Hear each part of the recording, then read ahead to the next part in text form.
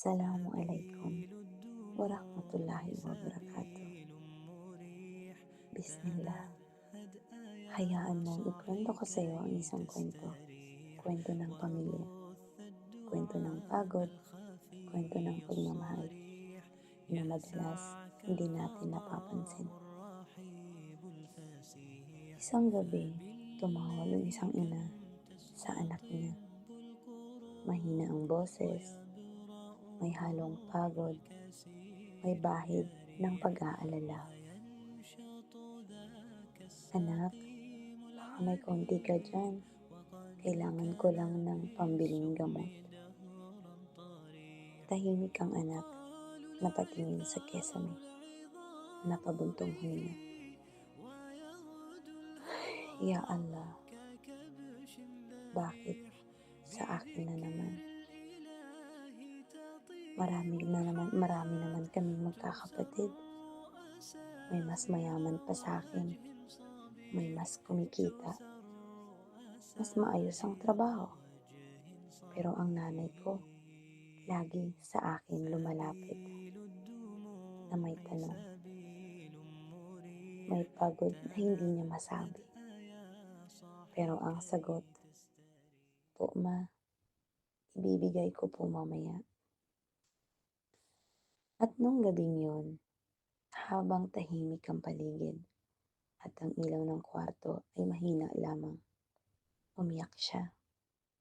Hindi dahil wala siya, hindi dahil nahihirapan at pagod siya. Umiyak siya dahil natatakot siyang masaktan ng nanay niya. At habang tumutulo ang luha niya, naalala niya ang sinabi ng mga ulama. Kapag ang magulang mo ay mas humihingi sa iyo kesa sa iba mong kapatid, ibig sabihin, pinipili ka ni Allah para sa kabutihan. Tumigil siya, huminga, at doon niya naintindihan. Hindi siya pinaparusahan, pinipili siya ni Allah. Ang puso niya para sa mga gawaing mabigat, pero may gantimpalang napakalaki. Subhanallah. Kinabukasan, dumalaw siya sa kanyang ina. May dala siyang kaunting pagkain, kaunting gamot, at isang mahigpit na yakap. Nang ngumiti ang kanyang ina, parang nawala lahat ang kanyang pagod. Doon niya naramdaman, Ya Allah, ito pala ang dahilan. Ito pala ang gantimpala. At sa puso niya bumalik ang isang palaala. Hindi tayo hihingian ng magulang dahil wala silang pagpipilian. Hinihingian nila tayo dahil alam nilang tayo ang hindi makakatanggi. Dahil alam nilang tayo ang may pusong marunong umunawa. At tandaan mo,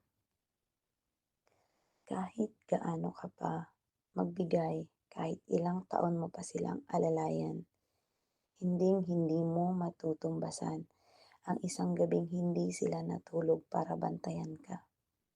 Kaya sa bawat anak na nakikinig nito, habang buhay pa ang magulang mo, yakapin mo, kausapin mo, alalayan mo, dahil sa mga anak na walang magulang, ibibigay nila ang lahat para kahit isang araw, mayakap ulit sila.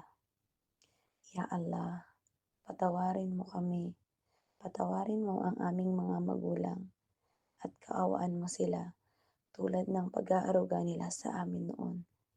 Kami ay maliliit pa. Allahumma amin. Subhanallah. Ang kwentong to ay napakaganda. Assalamualaikum warahmatullahi wabarakatuh.